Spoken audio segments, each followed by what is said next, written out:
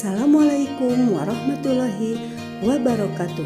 Perkenalkan, nama saya Eisrina Diana. Saya mengajar di SMP Negeri 3 Cianjur, Jawa Barat. Alhamdulillah, saya telah menyelesaikan pembelajaran 1 sampai dengan 6 dalam pelatihan seri Semangat Guru Kemampuan Non-Teknis dalam Adaptasi Teknologi. Di sini saya akan melaksanakan pengimbasan dari program pelatihan tersebut. Apa itu program guru belajar dan berbagi seri Semangat Guru Kemampuan Non-Teknis dalam Adaptasi Teknologi? Suatu program yang dirancang untuk memberikan kemampuan non-teknis atau soft skill bagi para guru dan tenaga kependidikan sebagai pendukung akselerasi teknologi dalam kegiatan belajar mengajar. Tujuan pelatihan: memberikan pembekalan kemampuan non-teknis bagi para guru dalam proses adaptasi teknologi pendidikan yang terus berjalan, mengintegrasikan teknologi dan kemampuan non-teknis ke dalam kelas dapat menginspirasi kolaborasi, komunikasi, pemikiran kritis, dan kreativitas atau 4C, sehingga hasil kegiatan belajar menjadi lebih jitu dan berdampak lebih besar. Apa saja tahapan program guru belajar dan berbagi seri Semangat Guru Keterampilan Non-Teknis dalam Adaptasi Teknologi? Tahap pertama, peserta mendaftar di portal Guru Belajar dan Berbagi. Tahap kedua, peserta mengikuti pelatihan asinkronus yang terdiri dari 6 pelajaran dengan alur tes penilaian awal, mengikuti training daring dari para pakar, tes penilaian tengah, melakukan pembelajaran mandiri, latihan dan tugas, serta penilaian akhir. Siapa saja yang bisa menjadi peserta program Guru Belajar seri Semangat Guru? 1. Semua guru jenjang. 2. Kepala sekolah. 3. Pengawas sekolah. 4. Tenaga administrasi sekolah. 5. Telah memiliki akun SIM PKB. Materi yang akan dipelajari: resiliensi, tangguh dan teknologi, critical thinking, berpikir kritis dan teknologi, creativity, konten dan teknik penceritaan, communication, komunikasi efektif, empowered teacher, penerapan kelas campuran, collaboration, kolaborasi dan dampak. Resiliensi. Apa itu resiliensi? Resiliensi atau istilah lenting, yaitu kemampuan seseorang untuk bangkit setiap kali mengalami desakan mundur atau bahkan kegagalan. Tingkat kematangan dalam pemanfaatan teknologi: substitution, augmentation, modification, dan redefinition, atau dikenal dengan istilah SEMAR. Tantangannya, jika tertinggal dianggap suatu yang wajar dan saatnya mengatur tenaga untuk mengejar. Jika unggul, maka dijadikan tenaga untuk semakin melaju. SEMAR, suatu kerangka untuk mengilustrasikan tingkat kematangan seseorang memanfaatkan teknologi dalam pembelajaran. Apa hubungan resiliensi dengan SEMAR? Hubungan SEMAR dengan resiliensi adalah mengetahui SEMAR memberikan gambaran kita harus seberapa resilient.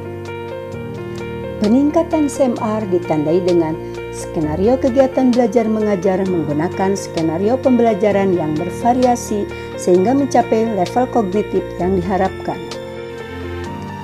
Contoh tingkatan SEMAR dalam pemanfaatan teknologi menggunakan fitur Google Meet.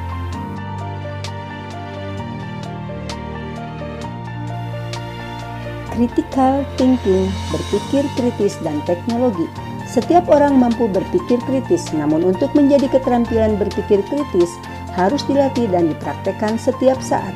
Semakin dilatih, semakin akurat, maka menjadi insting. Produk berpikir kritis adalah penilaian dan keyakinan. Hasil dari berpikir kritis: penilaian terhadap suatu klaim. Saya terima, saya tolak, saya tangguhkan. Keyakinan kita terhadap penilaian tersebut: saya ragu, saya yakin. Apa stimulus berpikir kritis? Klaim dari luar, bisa argumen dari orang lain, isi berita, isi lagu, isi film, dan sebagainya. Apa yang khas tentang berpikir kritis? Ketika menilai suatu klaim, proses berpikir cermat dan berhati-hati. Teknik latihan berpikir kritis dengan 2 komponen: 1. Observasi, 2. Insight. Creativity, konten dan teknik penceritaan. Konten adalah segala bentuk komunikasi, terutama audiovisual yang berisi sebuah informasi, hiburan, atau ajakan. Kemampuan bercerita adalah kesanggupan atau kekuatan yang dimiliki oleh individu untuk menyampaikan gagasan atau ide secara lisan maupun tulisan yang mengisahkan tentang perbuatan, pengalaman, atau kejadian. 3 tahap membuat konten. 1. Membuat rencana. 2. Mengeksekusi. 3. Memasarkan. Communication, komunikasi efektif, adalah proses pertukaran ide, pemikiran, pengetahuan, dan informasi yang disajikan dengan cara yang paling dipahami oleh penerima, sehingga tujuan atau niat dapat terpenuhi dengan sebaik mungkin. Cara mengasah kemampuan komunikasi secara virtual maupun tatap langsung. Yang pertama, perhatikan keadaan, perasaan, emosi, kebutuhan, permintaan berdasarkan perasaan dan kebutuhan. Dengan mempertimbangkan faktor berikut: membina hubungan baik, membagikan informasi, saling mendengar, dan saling mengerti. Empower teacher, penerapan kelas campuran. Penerapan kelas campuran menyajikan pembelajaran optimal karena dapat menyediakan pengalaman belajar kepada peserta didik sesuai dengan kebutuhan dan pola belajarnya. Mengapa pembelajaran campuran?